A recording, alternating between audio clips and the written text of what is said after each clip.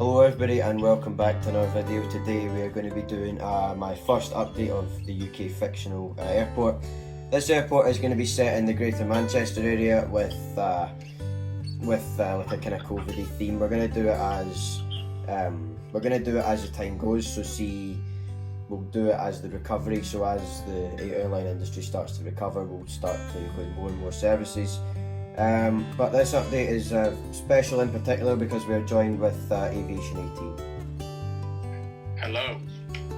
So we're going to start with Terminal 2, which is mainly international aircraft, and then we'll finish off with Terminal 1. Just when I was going through the edits of the footage there, I did realise that I was quite vague on the kind of background of this airport, so I'm going to give it you now. So this airport is based in the Greater Manchester area. Probably just to the west of Manchester International, or EJCC in real life.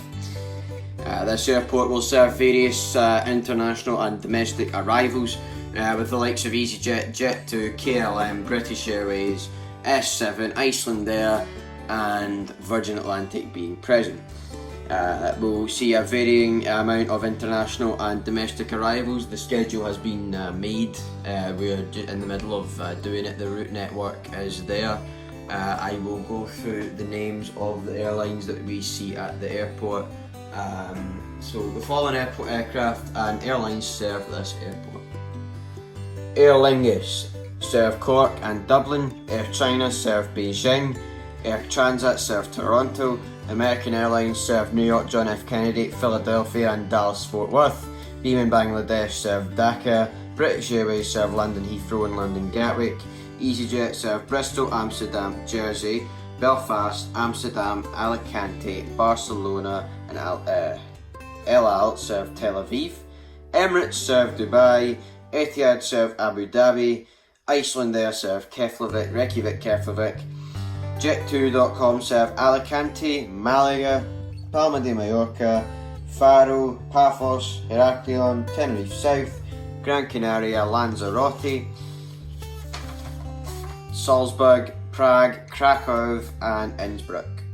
KLM serve Amsterdam Schiphol, Lufthansa serve Frankfurt, PIA serve Islamabad, Qatar Airways serve Doha, Seven Airlines serve Moscow Domodedovo, TUI serve Alicante, Corfu, Rhodes, Tenerife South, Innsbruck, Kittila, Malaga, Dalaman, Skiathos, Gran Canaria, Lanzarote, Salzburg, Cancun, Orlando, Bridgetown Barbados and Montego Bay. Virgin Atlantic serve Atlanta, Barbados, New York John F. Kennedy, not Los Angeles, Lagos, Orlando, Montego Bay. WestJet serve Calgary and Toronto. Wizz serve Budapest, Katowice and Krakow, and Uzbekistan serve Tashkent. They are the routes which are served out of the airport. I realised that the introduction was quite vague, so just wanted to give that background. We have two terminals, Terminal 1 and Terminal 2. Most of the international narrow bodies and domestic narrow bodies served by Terminal 2, and Terminal 1 is the international terminal. TUI's long-haul flights go from the international terminal, Terminal 2, and Terminal 1 is for their domestic and European flights. Thank you very much for this extra bit. I know it can be quite boring listening to that bit, but we're going to move on to the actual update part of it with AVIATION18 and myself going through the 19 aircraft in the update. So we'll just start with this S7 Airlines Airbus A321neo. First off, we're starting with this S7 Airlines Airbus A321. This aircraft just landed in from Moscow Domodedovo International Airport in Russia, and this aircraft will be heading back out there. This flight is currently 5 weekly. It would still be 5 weekly. They're operating at a normal schedule, Monday to Friday. This flight is always operated by the Airbus A321, however they are looking to draft in Airbus A320neo and Airbus A319 aircraft. To operate the remaining two days, they don't operate the flight to make it a daily service.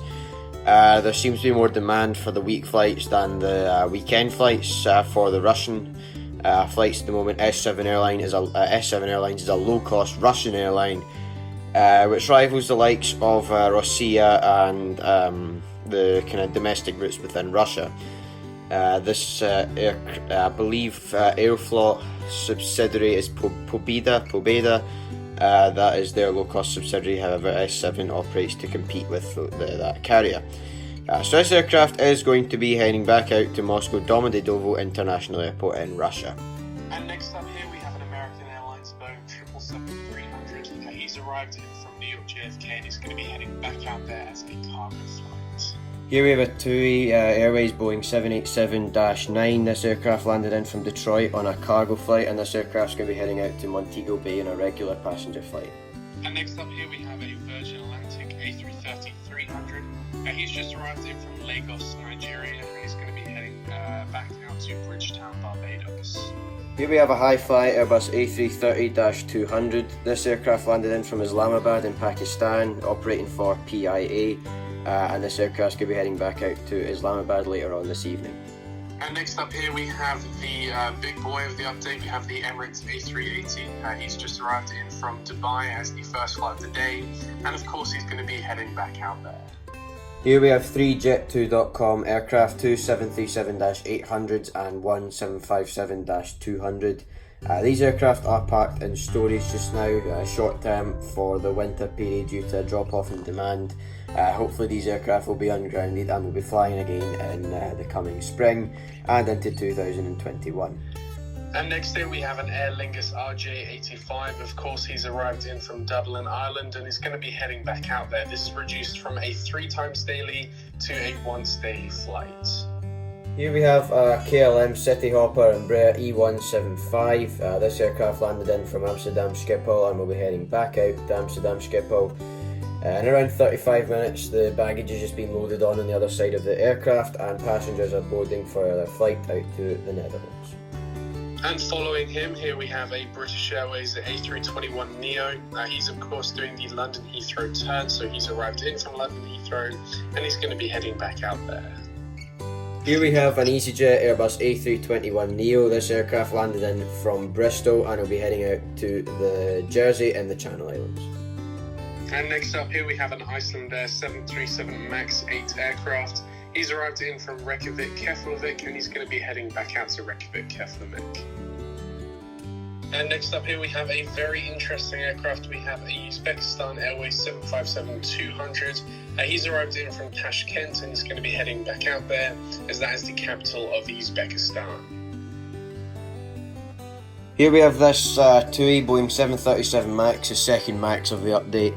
This aircraft landed in from Exeter in a positioning flight, and this aircraft will head back out to Tenerife South.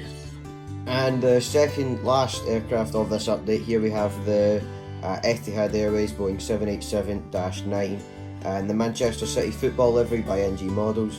This aircraft just landed in from Abu Dhabi. He's going to be taxiing over to Terminal 2 before he parks and heads back out to Abu Dhabi in a couple of hours' time. And next here, concluding the update, we have a Qatar Airways A350-900 in the One World livery. He's of course arrived in from Doha in Qatar and he's going to be heading back out there. And with that, that is our first update finished for 2021. It almost feels scary to say that now that it's 2021 and that all these aircraft are getting older and older until a point where they will be retired, but that's what's happened during 2020, so let's hope it's more productive in 2021. With regard to this airport, the 737 MAXs, as you see now, have included just to kind of add more capacity to the airport, but that will do it. I'll hand you over to Aviation18 to say the final part of the video. And yeah, that does conclude this update. I hope you guys all enjoyed. Again, make sure you subscribe to Aviation18. He's got a great channel. I can see this channel going pretty far, so make sure you subscribe. And apart from that, that's going to be it from me. And yeah, I'll see you in a bit. So that does the update then. I hope you have enjoyed. As Aviation18 said, please go and subscribe to both mine and his channels. And with that, I will see you in my next video. Bye.